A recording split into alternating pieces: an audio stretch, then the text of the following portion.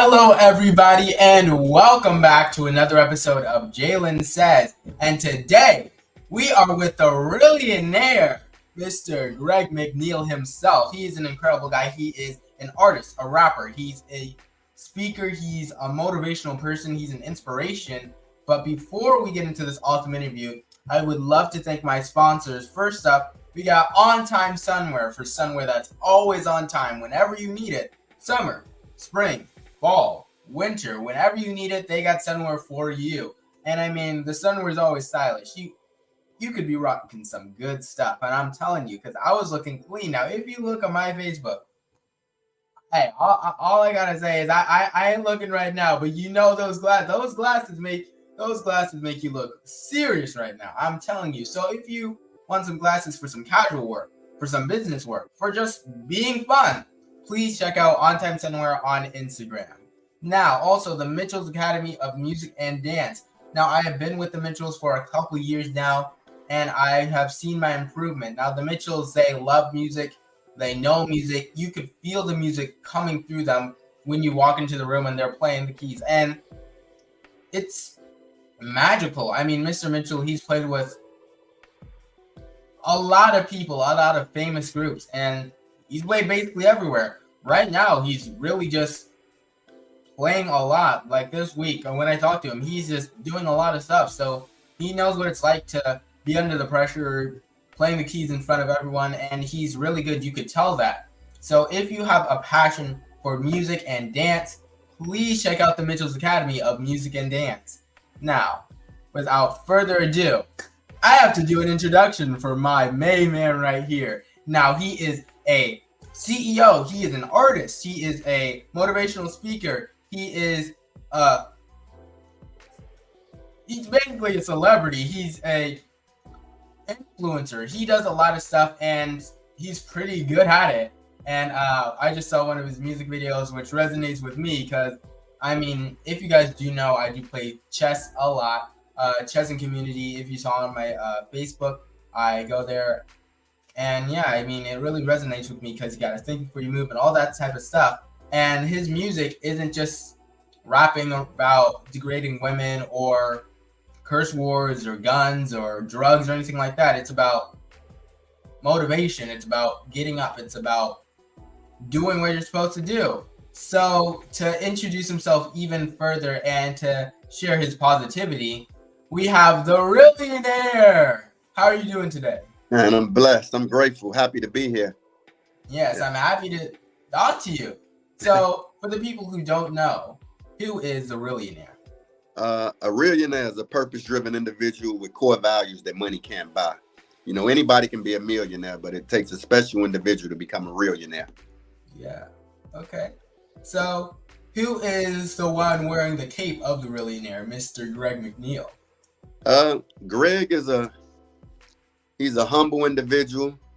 He's driven. He's passionate. He's fun-loving. He loves his family. He loves the people. You know, and I think everything I do it in service because I feel as if we were all put here for service. So even as a leader, I feel as if I was placed here to serve others, not to be served. Wow. Okay. I guess to get this started, what brought you into the realm of, I guess not just entertainment because you are a CEO, but what got you into the realm of entrepreneurship?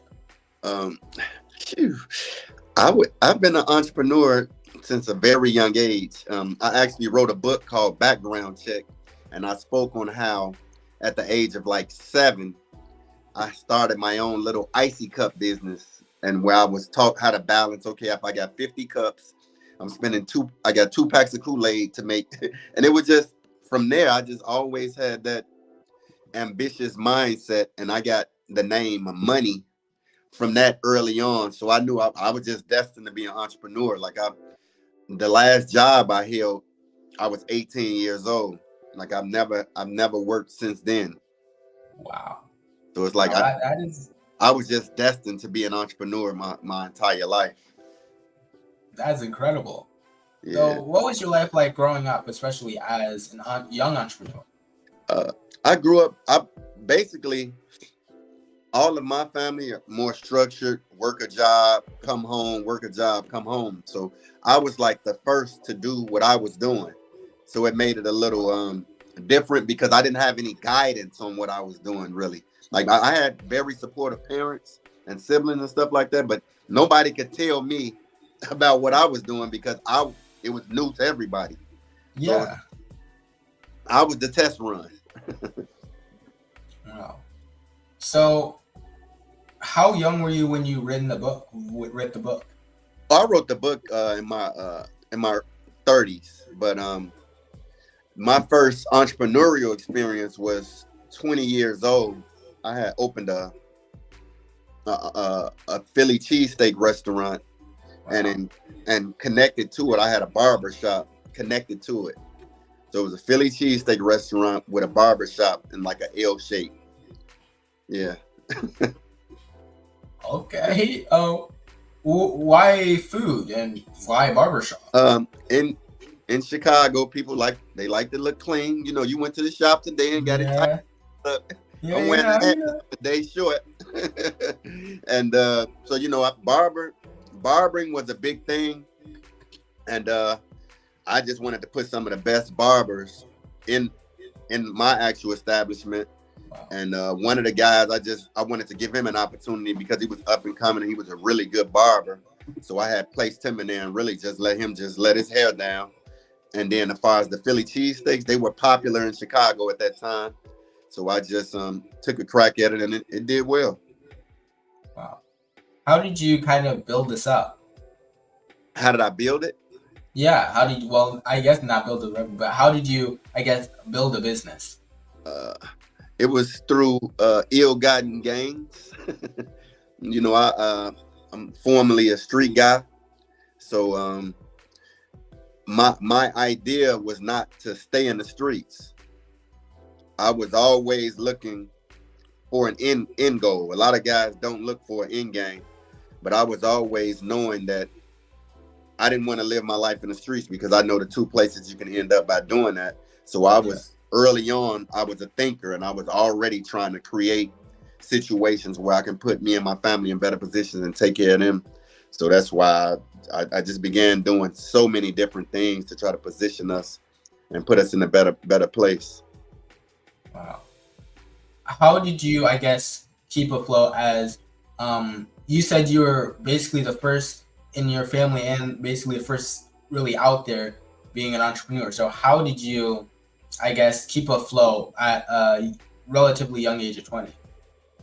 Uh, like I said, I was engaged in activity that was illegal, and through that activity, I was able to really take care of all of my family and friends.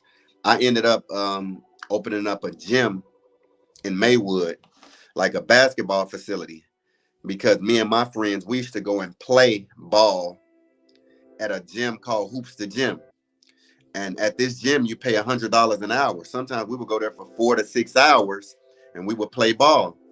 So I Wow. looked at their concept and I'm like, man, wait a minute. We out here spending this money. Maybe I should do my own gym.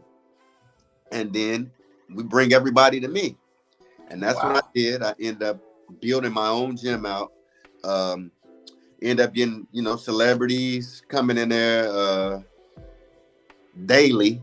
I had built the restaurant inside of that, and then I put the mortgage company on top of it. So it was like we were getting the deals done up top. We had the gym rocking, had the restaurant inside of the gym. It was amazing. And then the crazy part Wow. about that is I was still in college at the time. I was playing college basketball. I started at East West University. That's why I was like a double-edged sword because I was straddling the fence where I maintained a 3.7 GPA. So it was really crazy. But my college didn't have a basketball facility to practice at. So we actually practiced at my basketball facility. Okay. That is, first off, incredible. I could tell already that you have that entrepreneur mindset because a lot of people, even entrepreneurs, they're thinking of stuff that's new, but not really something that a lot of people need. And you just went to what you need and what you see the other people need. And that's incredible. And you're just a do it all man. You did the basketball court, the restaurant, the barber shop. Yeah. At an Wow. early, Okay. I think my vision was to get out of the streets, and I was trying to expedite it. Yeah, you were using all your resources. Wow. Yeah. Wow. So what was your next step then? Uh, my next step was federal prison. you know, um, at the end of the day, things happened, and I ended up on the federal government's radar, Wow. and I was arrested. At that time, this is how I knew the power of being an entrepreneur, because I left some things behind for my siblings and my family to take care of, and they like, man, we don't know how you were managing and maintaining all this stuff by yourself. They had no idea. They're like, this is a job for 20 people, and they couldn't really sustain it, I because guess because you like grew it yourself, kind of like how if yeah, someone just I think I'm just so driven that I don't look at the work, especially when it's something that I'm passionate about. It never even feels like work to me. So I can do it all day long and it's not going to feel like work. So after you ended up in federal prison, was that when you realized that you need to start switching up? Uh, yeah, like I said, I was already, my whole thing was to switch up. But once I was confined, uh, I surrounded myself around a lot of positive brothers. And some of those talks, one of the brothers was Sean Cross, very positive brother, powerful. And we just used to talk, and I be telling, man, you getting real deep, bro. But it was like through those conversations, it made me really reevaluate my life, because you had them day room talks when you're in prison, and everybody boasting and bragging about what they've done and this and that to Yeah. make time going. That's cool, and I know I did a lot, especially from a positive perspective as far as helping people. I was never a part of the violent aspect. I just was trying to survive, self-preservation. And Yeah.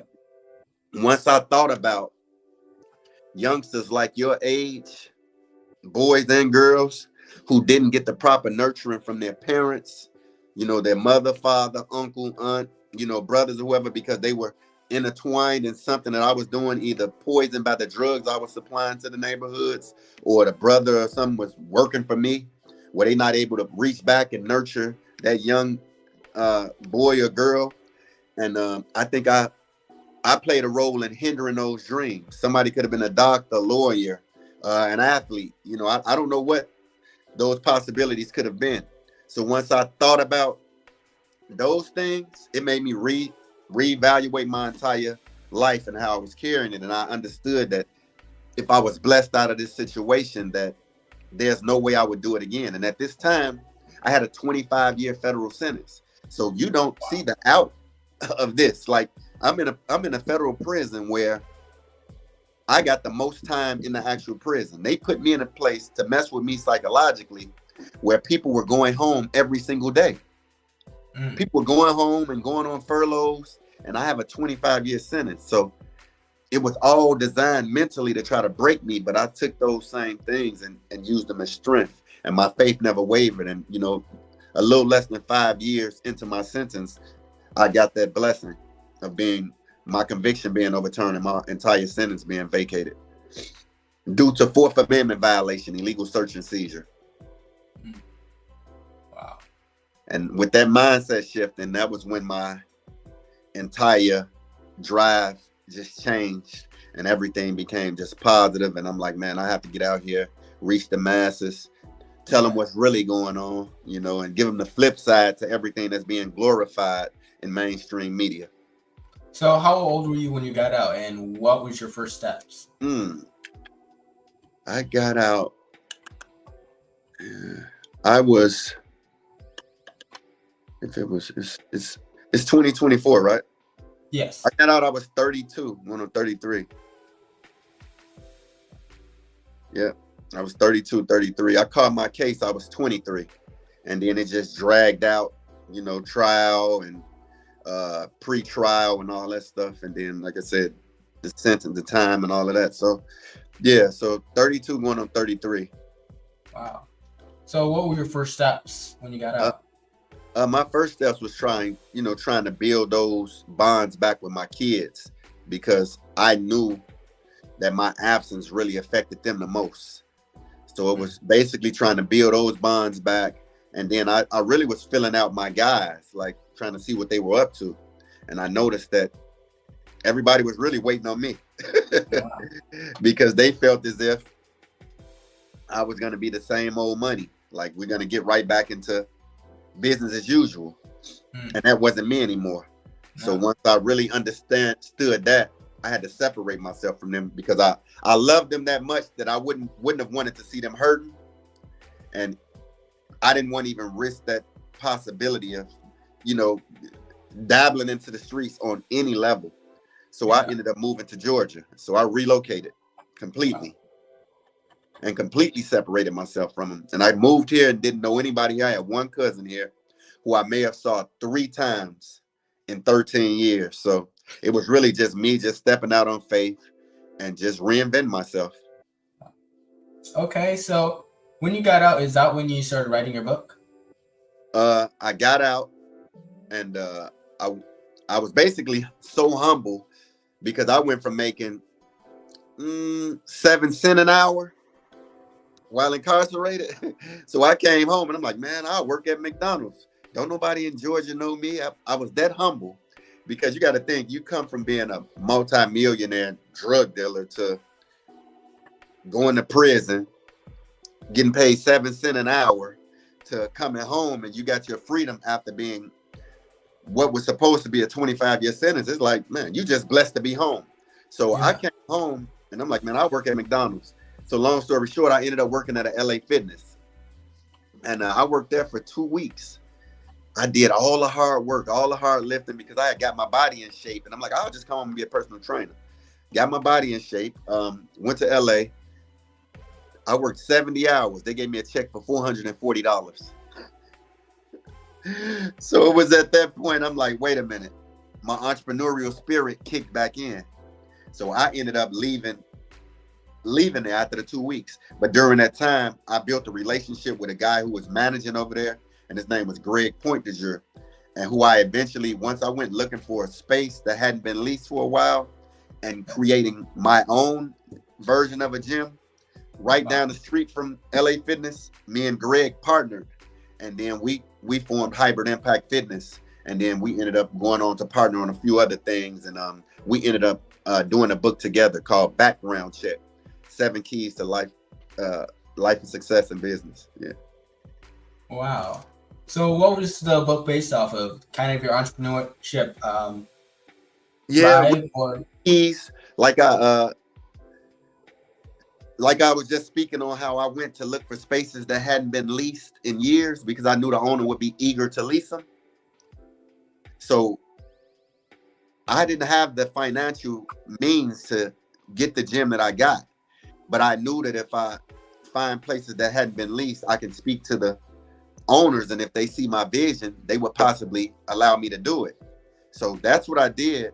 And then on top of that, signing a 3-year lease or a 5-year lease. The trick to that is you sign a longer lease, there's a possibility that the owner would build the space out for you. You don't have to come out of pocket with any money. wow. This is what happened with me. The owner built the space out. So I never had to come up with any money. I just had to come up with a few pieces of equipment, and it gave birth to Hybrid Impact Fitness. So I give little gems like that, a lot of positive motivation. Wrote the book way before any of the music stuff happened, and even there was traction with the speaking, but not as much as there is now. Wow. So So next book is what gonna got you traction with speaking and with music? the next book is gonna be fire. I think people just knowing my story and hearing my story and just feeling like it needed to be heard. So because it's impactful for youth to understand that it's not about how you start, it's about how you finish. Yeah. So if you look at my past, if my mindset hadn't shifted, then I could have just been down a road of destruction. But it showed that you can change. So with that message, it's like I just felt like it needed to be spread all around the world. And the music came about. My mother died. It's a few years now, and I started writing for therapy. That therapy turned into a healthy brand of music, which consists of no killing, no profane language, degrading women, or the glorification of guns and drugs, because I really lived that. A lot of these artists out here who's poisoning the youth never really lived that, but they have it. They make it so believable, and the youth starts to believe it, and they gravitate towards it. So it's like, I am not against these young brothers and how they make their living, but there has to be a flip side to what they're doing, and I'm not scared to speak up about that flip side. You know, oftentimes if you're speaking up against the negativity, then you hate them. You don't want to see them get money. Nah, I don't want to see another young brother or sister dead or in jail or go down the wrong path due to the poison that you guys are spreading. It ain't cool to me, and I ain't scared to speak up about that. Yeah. So talking about writing songs for therapy, what I saw is that you, in 4 months, you written close to 50 songs. Yes. It was like I was in a zone, and I'm still in that zone now. I'm actually in the process of releasing my album this weekend. I'm going to the studio and finalize it. Shout out to PBM Studios and Stacks, man. We about to get active, and my bro John. Right. Yeah. So I'm about to finalize the album. So yeah, it was just, I just was in a zone, and it felt like the creator was just guiding my pen, and I just couldn't stop writing. And it gave birth to the first album, which was Bars of Revelation, which is a very classic album. It can be listened to start to finish, and I'm not just saying that because it's my album. So, what gives you inspiration for your music? Is it just your life? Is it lessons? Or is it like something entirely different? It's life, it's lessons, and it's the understanding that the youth deserve better. And knowing that they deserve better, I feel like who but me to give them better, you know? A Realionaire. Yeah. So I feel like it's my job. And that's like I said, that's part of my service. So I'm giving them better any chance I get in all aspects of life. When you see me outside of social media, anything, I still carry myself the same way. So it's not like you're gonna see me this way on social media and you see me in a different way outside of social media. I don't cuss on social media. I don't cuss off social media. You know, it's in me. You know, it's innate. Yeah. Yeah. Wow. So how were you able to, I guess, express? I'm not gonna say trauma, but you did say you used it as therapy. So how did you, I guess, build up the strength to express your losses and what happened to you and share? I would say trauma and mental health, all those things. You can put all those things in a pot, because us, as you know, as the Black community, we feel like it makes a man soft to really express these things, and I'm far from soft. You know, in my song Chess Moves, I say, just because you ain't gangster don't mean you lame. You know, because everybody want to portray this gangster type of. So I wanted the youth to feel comfortable. Like, man, I don't have to be no gangster. I don't have to feel like I'm, you know, a tough guy, and I can still be a man at the end of the day. You know, people get that twisted, because when I was in the federal prison, I saw all these big so-called street fake gangsters telling on each other, crying nightly, like folding like pocket knives. So everybody who you think is a gangster is not really a gangster. And you know, the biggest cowards are some of the ones that are pulling those triggers for real. You know, so that don't make you a gangster. What makes you a gangster? What makes you a man is handling your responsibility, being there for your for your family, being a provider in all ways, not just financially. You know, creating generational wealth. You know, educating, just being there, being a presence. You know. Wow. So that's what I want legacy to be. Like, man, this was truly a Realionaire. Yeah. So talking about being there as a supporter, not just with financially, with also spiritually, mentally, what brought you into the realm of public speaking? The full circle of it was to share my story, help the youth, and provide a safe space for them, because oftentimes we don't have anybody to vent to. Like, I have a couple brothers who I can really like piggyback and talk about anything with. You know, one of them, my bro Bricks, we chop it up daily. Mike is one of them. John Rice, he's one, and it's crazy because we formed a group from nothing. Like, he was rapping about what he was rapping about, and once I started to tell him about the positive way, he got on top of that thing and like took off like never before, because he has a delivery already that's crazy, and I knew it was in him to do it. And once he did it, it's like it's effortless. He's a top tier artist. So we combined and did some things together and formed a group called the Mindset Shifters. So it's really that part is like a combination of what I do with the speaking. So when I go to these schools, not only do I offer the speaking aspect, I offer the musical aspect, and it's like, wait a minute, this still sound hard. Oh, this still sounds street, but he not killing, he not cussing, he not degrading women. So, I can actually do music, and it still sound good, and I can take all the negativity out of it.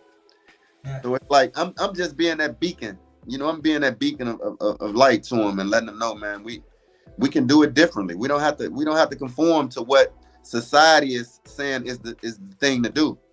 We can dare to be different. Everybody, that's what makes us who we are.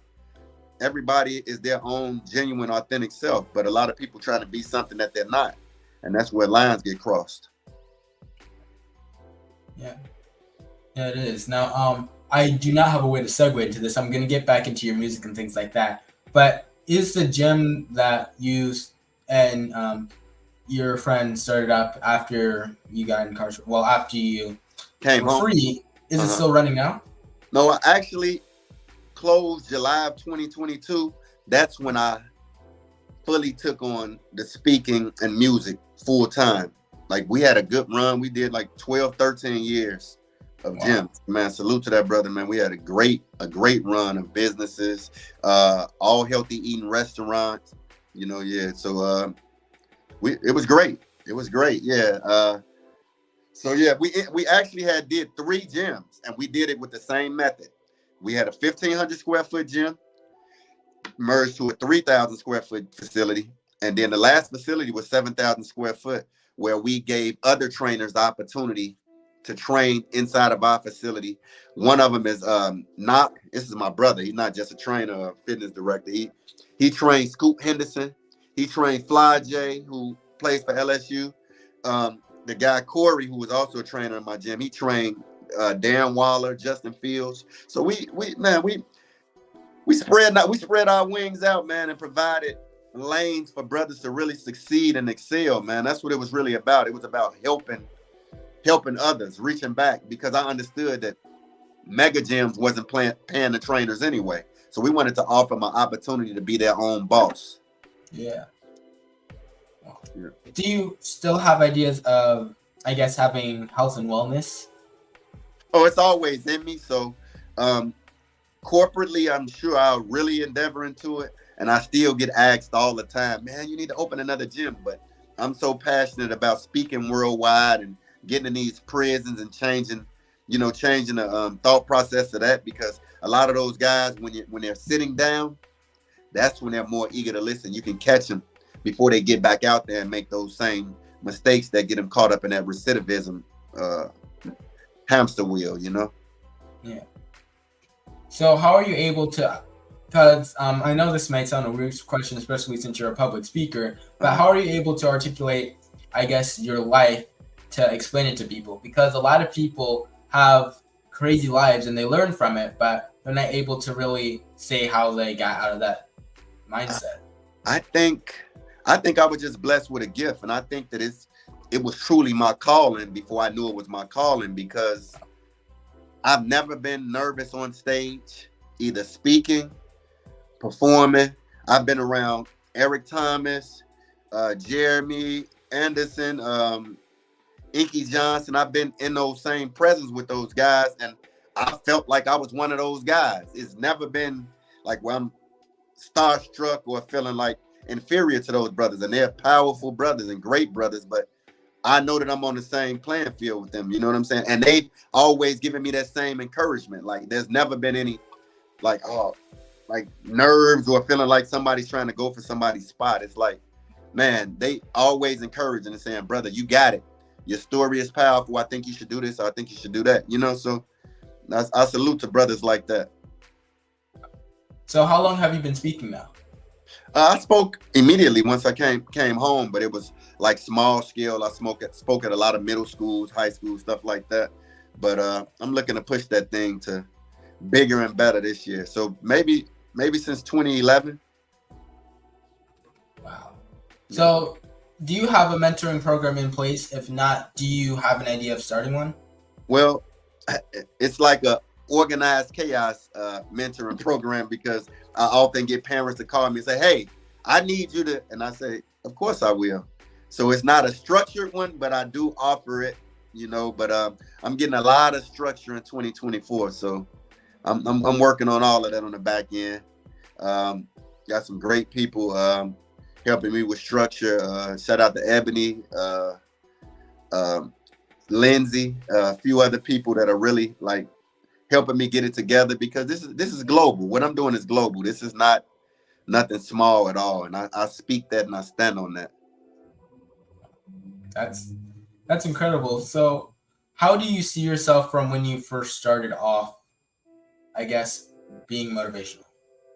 There's always been a laser focused, but like I said, it was more of organized chaos, because when I first came home, I hit the ground running, and it was like, at first, mentally, I was chasing something that I knew I wasn't going to get back to at first. So I had to catch myself, because like the fast money, all of that type of stuff, it's like, nah, this is going to be a slow grind here. You gotta pump your brakes and relax. So now at this age, and with so much time passing and things happening, life, and I've slowed down, and now I understand that I need to be more organized for this next move. So now I'm really working on the organization part of it, in contrast to how I was when I first came home, and it was just speed. I got to get it now. I got to do this now. I got to do this now. So now I can see everything in slow motion and really execute better. Yes. So what is your next plans? The plans now are to get into at least 50 schools this year, and that's the low end, and at least 20 to 25 prisons before the end of 2024. Those are the main goals, and I think everything else is gonna piggyback off of that. I just know that I'll be global with it, so I'm trying to speak all over the world and perform all over the world. This life. All right. Now, today is the start of Black History Month. So do you have any plans, I guess, of taking advantage of this? Yes. Every day is Black History to me. And I know I made history, because I'm not supposed to be here. My out date was 2027. So from a 2003 case. So it's like we make history on the daily. So my plan for this month is to encourage, get into some of these schools, perform, feed them, and just continue to push forward. We're a lot bigger and stronger than these 28 days for sure. But for 28, they gonna feel Realionaire for sure. Yes, for sure. Now, talking about before I get into what you're wearing right now, which is, it's looking pretty good, I'm not gonna lie. But Right. Before I get into that, you said you were supposed to be released in 2027. Yeah, that was my original release date. Yeah. So how were you able to, I guess, not rehabilitate, but get used to the outside world after 10 years? My total that I actually served was close to 5, but that whole process is mentally draining. So when you say 10 years, I was really confined, because you don't know what's gonna happen. You're going through the trial process. You got people telling, it's just a lot. So mentally, that mentally and physically, it's draining and wearing on you. But I think a lot of brothers don't have a plan. I had a plan, and I felt that if I was blessed out of that situation, that I would do some things that would be life changing. Yes. So the fact that the prisons aren't really built for rehabilitation, they're built for more of the word I told you, which is recidivism. Recidivism is a tendency of an offender to reoffend. And if that offender reoffends, then they're back into that 35,000 plus monetary gain from having an inmate confined in their prison system. So you got to think, I can go to a local college for 25,000 and probably a high-end private college out of state for up to 55,000. Inmates are housed at maybe like $30,000, and then the higher their security level is, it can go as high as 75,000 to confine a human being in prison. Make it make sense. If you were educating brothers and giving more opportunities, because like if you think about it, game plan, they want us confined. So if I'm not out here educating us on how to be a disruptor, then we're gonna keep this cycle going, and I'm trying to disrupt that cycle. Yeah, because if you think about it, even things that are legal in other states but not legal in specific states, they get long sentences. Then when they get out, imagine you were incarcerated in like 2005, right? Right. And you came out in 2020. The world's locked down, everything's changed. Right. New stuff. What do you know? You know what you did before. You go back to what you did before, then you get locked up again. Yeah, see, the thing with that is, I'll give you that. You know the word felony, right? Or felon. Yes. Felon is big. Like, even I took the word felon as part of my Realionaire brand, and I took the word and made it an acronym: fearless, educated, loving, outspoken, and nurturing. So I took something they made for bad and flipped it and made it for good. But when you have that X on your back, you come home, it's difficult to gain employment because they want you to check a box. It's difficult to gain housing because they want you to check a box. Have you ever been convicted of a felony?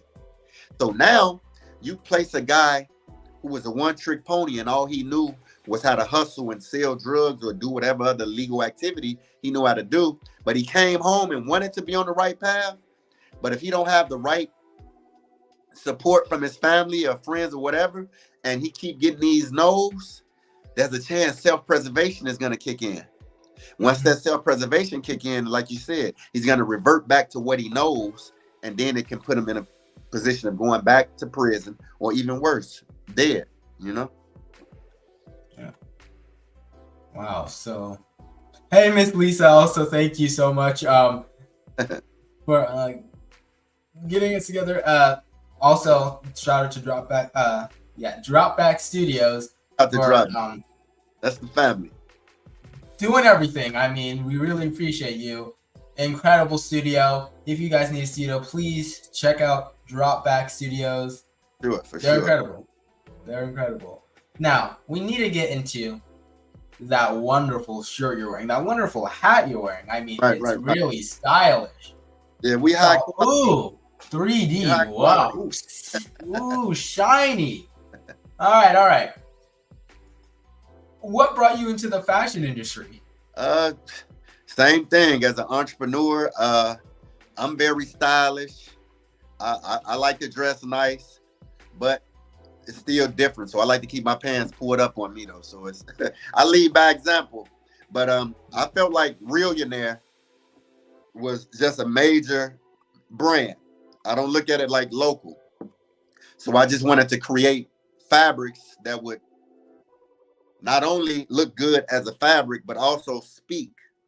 And when I say speak, when you got this on, you feel like you're purpose driven. You feel motivated. And I think you feel that way because you got the owner of it and he stand behind whatever he's speaking. And then, you see all the people, they support and they rocking it. And that's really the thing. It speaks to family. It speaks to community. It speaks to purpose. It speaks to love. It speaks to passion. It speaks to all those things. So anybody could just come up with a clothing line. But when you have a clothing line that stands for something, then, you really got something. Wow. That is pretty incredible. And they're really good. I might even have to get me one. Oh yeah, we gonna get you right now. We got they look new drop coming soon. We got some stuff. Yeah, all right. Wow. So how's it like doing all this stuff because you do well, you did gyms, you did restaurants, you did barbershops, you did basically everything. How do you learn this? How do you learn how to manage these type of different businesses? It's innate.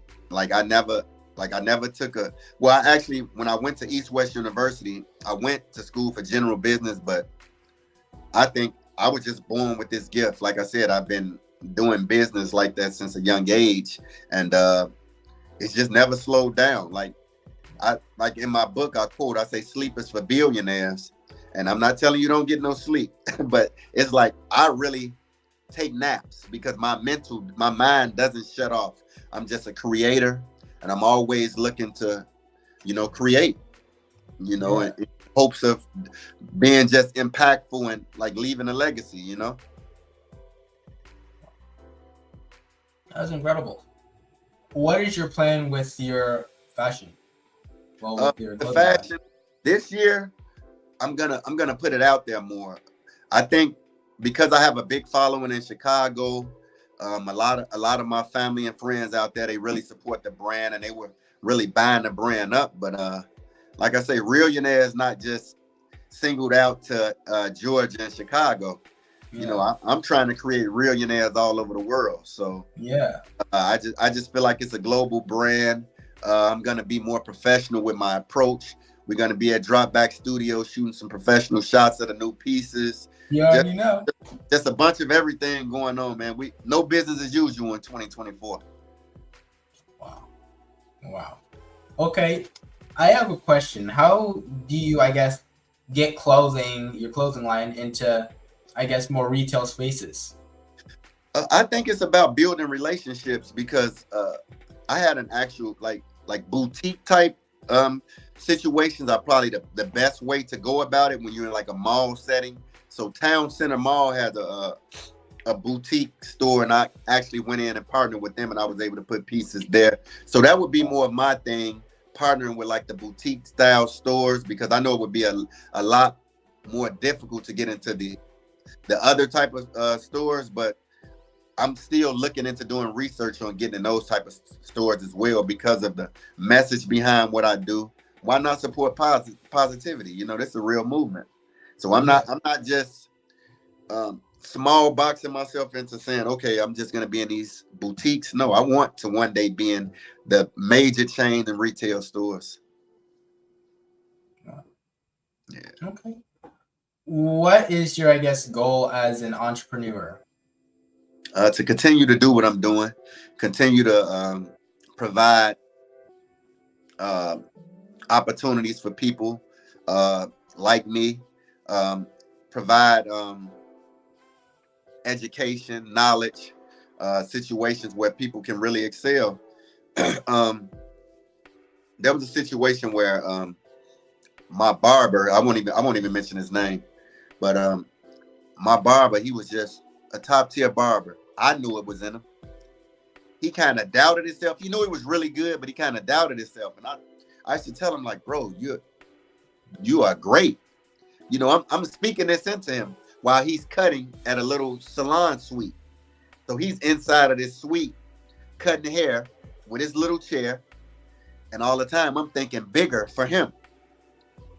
And I went because I had already had the restaurant and gym in this little complex area. I went and spoke with the landlord, and I used the same method. Hadn't been leased, had the space built out for him. He came to the place today. He may have 10 barbers and stylists. So that's what I'm about. That like I'm about creating ways where and not asking for nothing or looking for nothing in return. Because honestly, this brother asked me out of his own. He said, "What? So we partners?" Nah, bro. This your vision, this your passion, this is what you do. And he took that thing to a whole nother level. Like he next level with what he's doing right now. So I'm proud of that brother, and I'm just happy to be a part of the process. The same thing has happened with a lot of gyms in Atlanta. Like my partner used to be upset with me because guys used to come to Kennesaw and speak with me about the blueprint of what we did as far as with our gym facility, and they would take that blueprint back to the neighboring cities in Atlanta and everywhere else, Wow. and they would erect their gyms. And my brother was like, they're not gonna pay homage. They're not gonna get, show the love for what you're doing. And some of them didn't, but I wasn't even upset. I provided a way for another brother to take care of his family and his loved ones. So Yeah. I'm good with that. So is the people what kept it is around out there. So is the people what I guess keeps you pushing in the industry? It's always about the people. It's always been about the people. Like I want to. It's family first and foremost because I want to leave a legacy, and I want to provide a level of comfort for my family. In the near future where there's no struggles, there's no getting it out of the mud, because that's a popular thing to do. I don't want my kids talking about what they had to get out of the mud. I want them to already have it. So it's like we gotta quit that mindset. So that's the goal. That's why I'm driven, purpose driven the way I am, because I know at the end of the day I'm just gonna keep chipping away, and then it's gonna unfold the right way because I'm being faithful and I'm doing everything I'm supposed to do, and I'm doing it in a righteous manner. So you can't do nothing but bless that. If you blessed it when it was, if it was blessed in a negative fashion, I know for a fact the Creator would bless this even more tenfold in a positive. Wow. We have 2 audience questions. One says by Miss Lisa, "This is a great interview. Now, what would your advice be to the youth who are on a bad path?" My advice would be to turn from that path right away, because if you don't, it's going to lead to 2 places: dead or in jail. I would tell them to be mindful of the company you keep, because oftentimes it might not even be in you to be a certain way, but those negative influences that you're surrounding yourself around, it starts to rub off on you. And then one day, y'all in a car, somebody goes in a liquor store and robs somebody, ends up being a murder, jump back in the car, you drove off, you was just a getaway driver. Now both of y'all got a life sentence. Wrong place, wrong time, wrong crowd. So it's like we have to be very smart with how we move these days, because life is too short. Wow. And we have another audience question. What is your life's blueprint? I think my life's blueprint is to stay sucker free first and foremost, and find something that you're passionate about. And once you find your actual purpose, it won't feel like work. So it makes it easy for you to go through life and do it. So with me being an entrepreneur and being able to erect all these different businesses and create all these different opportunities, it's simply because I follow the blueprint of the 3 keys of, discipline, and hard work as being one of them. Staying knowledgeable of a craft that I'm endeavoring into. Like we do a thing called infiltrate, where you go into a business that you want to go into, a field, and you learn as much as you can about that actual business. That's why you're infiltrating it in order to get out of that business. And I'll say this about entrepreneurs. A lot of people glorified, and if you look online, you'll see, oh man, I'm an entrepreneur, I'm doing it. No. It's a very difficult thing. And there's highs and there's lows. And sometimes there are more lows than there are highs. So I don't tell anybody who is working daily, I don't look down on them. I always tell people, if you do have a vision to become an entrepreneur, that don't mean you have to just drop your 9 to 5. You can position yourself while working your 9 to 5 in order to create the stream, everything you need in order to execute your actual business. So a lot of entrepreneurs, they'll get on there and talk bad about people because they work in jobs and all that type of. I'm never that guy, and I'm never gonna be so boastful to speak so highly of being an entrepreneur when I know what comes with being an entrepreneur. But it's a lot of cap on the internet, so you're gonna get it that way. Yes. All right. Right. Now, when you have, I guess, not days free because you're an entrepreneur, every day you got to be working. But if you have free time, what would you spend that time doing? I like to travel. and I like to Okay. spend time with family. And my kids, they keep me smiling. The adults to the babies. So it's like I was very fruitful in that area. So it's like seeing them and seeing what they're trying to get into and trying to help them. So everything, like even everything that I do in life right now is basically, it's not about me at all. It's about them. So it's like whatever I'm doing right now is to create those avenues, and I'll live off my legacy, man. They know, man, my daddy was a good man. You know, he really loved people, and he really tried to do his best to try to mindset shift, you know, and to shift the mindsets of a lot of people in this world. Wow, And I hang my hat. that's incredible. And speaking of your kids, we do have a music video with your son in it, and well, let's let it just speak for itself. Cool.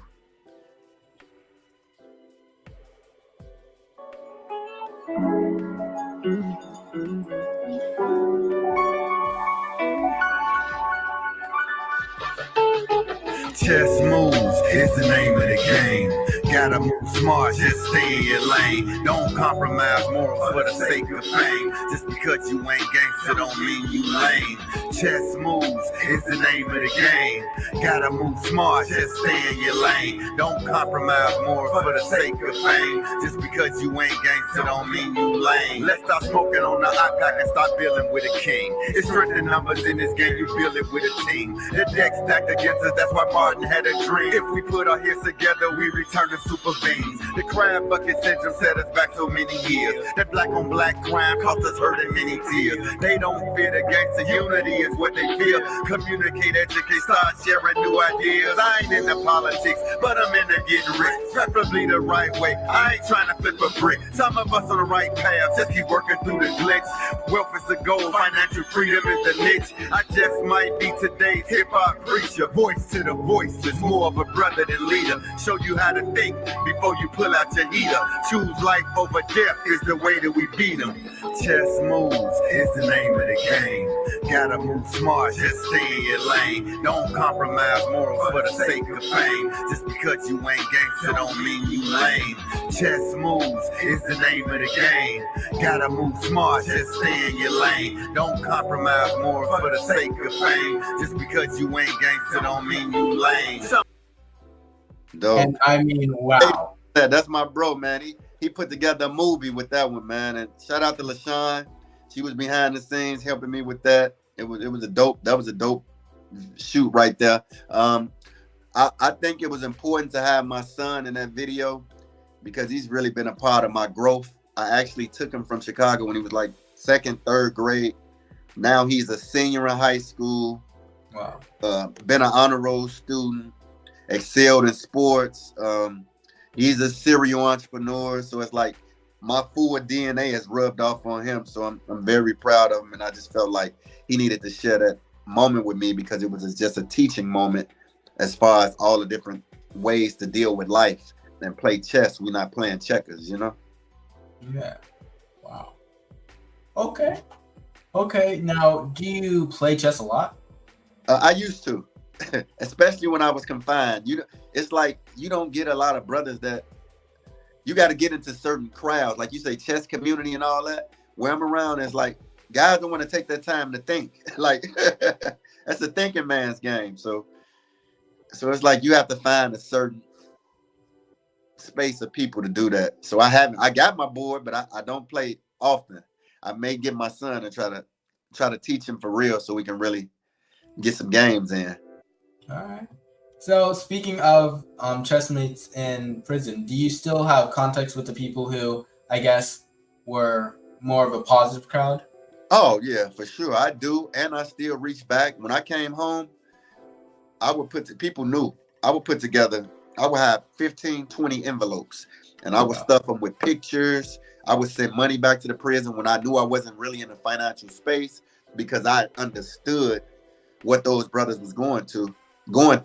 And I knew that what I was doing would mean a lot. It could be $20, $25, or it can be a couple pictures, or it can be a couple just lines of motivation and inspiration.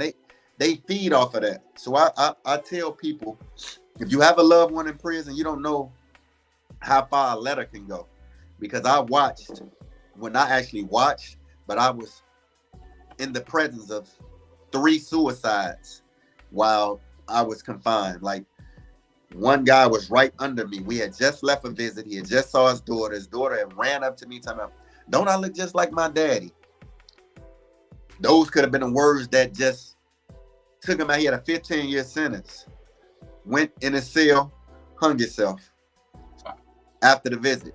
So it's like, you don't know what a letter can do. You don't know what just words of encouragement, or just answering the phone one day just to let them hear your voice. So don't just count those people out. So I just did my part. And then for my guys that's home, my bro CK, we like brothers from another mother. Like, I look at him like my blood brother, and it's the same with me. So but yeah, a lot of the guys I still communicate with, because I kept a positive circle. All right. Now, what do you feel like your life became as, I guess, not as an entrepreneur, but what do you feel like your life became as a person ever since you became an entrepreneur?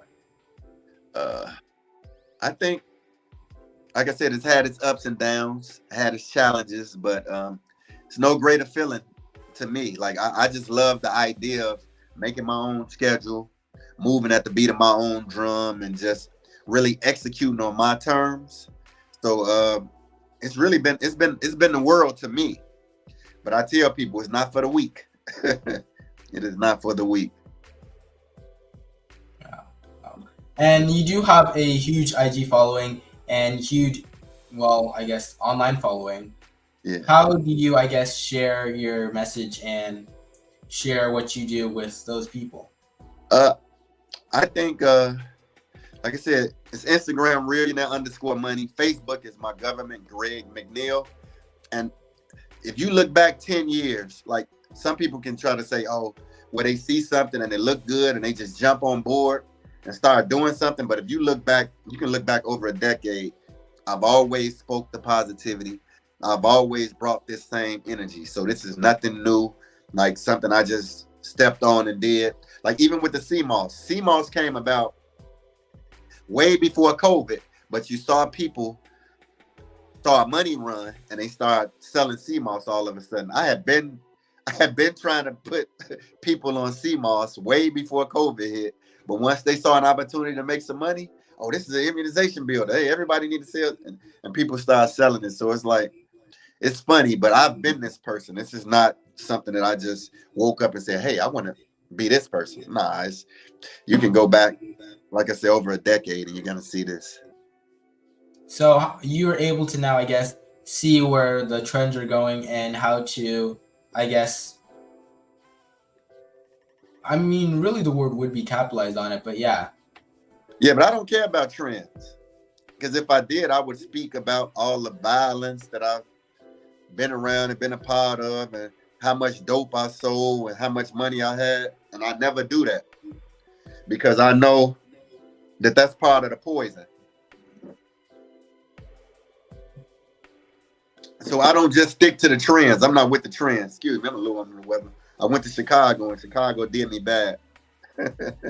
But I'm not, like, when it's trendy and dancy and where it's money driven, I shy away from it, because I'm not built on that. I don't really care about that. I'm more about the people and helping and being passionate about the morals that I stand on and my 7 principles of mindset shifting. Well, let me actually rephrase the question. How do you, I guess, use popular topics to convey what, well, not what you're talking about, but convey positive energy? I say, I would flip something that, let me take for instance, like a situation like when that happened to Nipsey Hussle. It kind of shows you that no matter how much good you do and how you change and how you become a positive person, there's still people out there that are envious, and hate, just hate the air you breathe. So it's like at any moment it can be over at the blink of an eye. So it's like I take those instances and I flip them, because it's like I want to be able to go back into my community when I'm global and be able to bring forth my message and be able to give back and do all those things without looking over my head and looking over my shoulder. But I think the way to do that is to create more Realionaires. So when you create enough Realionaires, you're protected, you're covered now, because now we putting an end to all the madness that's going on and running wild. You're going to think from a Realionaire's perspective, nah, I can't do that because that's going against the morals, that's going against the laws. So I take those situations as unfortunate as they are, and I try to build on them from a positive perspective, not glorifying, what actually happened. Well, unfortunately, our time has come to a close. It has reached the hour point. But before we get off, we gotta know, where can we follow you? Where can we hear your music? Where can we learn more about being a Realionaire? Where we can buy some of those clothing items? We can buy the clothes at RealionaireLifestyleCollection.com, or if you tap into any of my brand pages, which is on IG, the brand Realionaire, or you can go to Realionaire_money, which is my personal page, and you can shop through the shops on there. The music is out on all platforms: Apple Music, Spotify, YouTube, all of those. And it's the album that's out now is called Bars of Revelations, but I'm right in the midst of dropping the second volume of that, which is Bars of Revelations Volume 2. Wow. And I'm also on Facebook at Greg McNeal. Wow. Well, thank you so much for coming on today and sharing your story. And I love what you're doing. I think it's special. And then you're leading by, it's like, to be 14 years old doing what you're doing, I think it's amazing. And you're doing exactly what I'm doing. You're giving hope to a young kid who probably didn't think he could do what you're doing. But now it's like, man, if Jalen can do it, if Jalen says I can do it, right? So it's like, man, I think it's very dope. It's outstanding. You're a solid young king, man. Keep going. Wow. Well, thank you so much for coming on. And before you get off, we gotta finish chess moves. Cool. Let's wait. What society thinks, not understanding society won't get that brinks. Your way of thinking could be your weakest link. Sometimes we're most productive when our circles shrink. Generational wealth should be your mindset. Has being your own boss even crossed your mind yet? If it hasn't, then you need to get your mind checked. Life could be much easier cutting your own checks. Of course, there are exceptions to these rules. Not everyone is born elite, we need them too. As long as you work hard, in fact, it's cool. Some just prefer the corporate route, it's true. There's several ways for us to skin the cat. Be sure to have your brother or your sister back. Reach for them if they ever in a place of lack. And do it out of love without expecting back. Chess moves is the name of the game. Gotta move smart, just stay in your lane. Don't compromise morals for the sake of fame. Just because you ain't gangster don't mean you lame. Chess moves is the name of the game. Gotta move smart, just stay in your lane. Don't compromise morals for the sake of fame. Just because you ain't gangster don't mean you lame.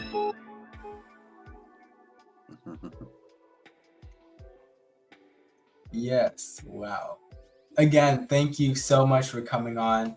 I really appreciate it. And again, all of his socials will be in the description soon. So, hey guys, if you want to hear some of his incredible music, please check it out. Please get some of those clothing items. Get some of the merch. I'm pretty sure I'm probably gonna get a hat. I'm not gonna lie. Appreciate it. I got a bunch of different kinds. All right. Well, thank you so much for coming on, bro. Yeah. Keep going up. Yes, and you too. All right. Take care. Right. And thank you to the audience out there in the audience. Also, you know what we got to do? We got to thank our sponsors, On Time Sunwear, for sunwear that's always on time. Sunwear for the winter, fall, spring, summer, anytime, anywhere. Please check out On Time Sunwear. on Instagram. Now, also, we have the Mitchell's Academy of Music and Dance. The Mitchells are incredible. They know music, they love music, they feel music. So if you have a passion for music and dance, please check out the Mitchell's Academy of Music and Dance. Now, before you guys get off, please make sure you subscribe, like, share the video because it really supports me. I really appreciate it. And hey, why not? It's only one click of a button.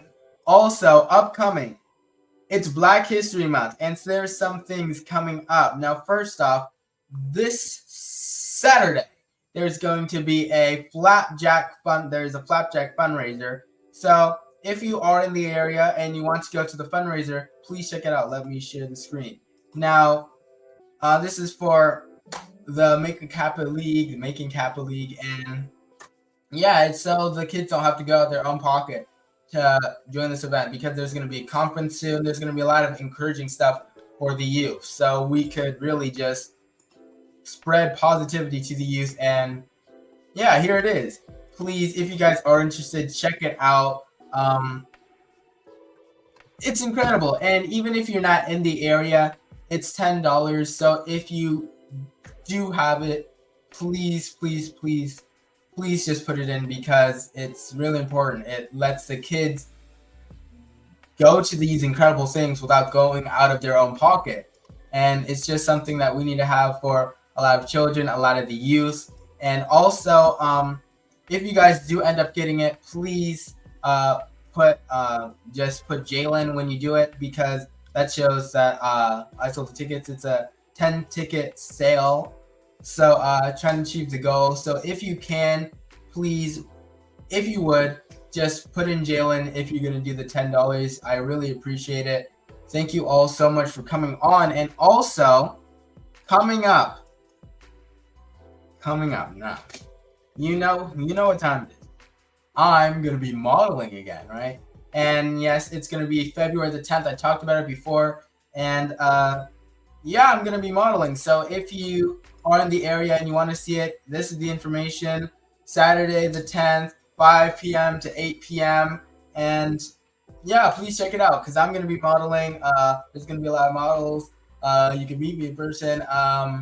There's going to be a lot of stuff on Facebook even if you do miss it. So don't worry. But hey, everything's better when you see it live. So please check it out.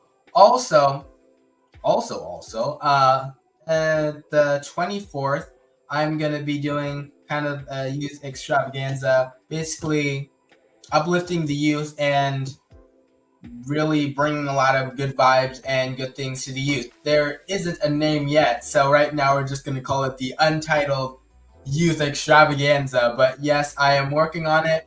And if you want more details on it, please just go to the Facebook. It'll be in the description soon. And yeah, I'm going to be doing a lot of stuff. There's going to be the Mitchells there. There's going to be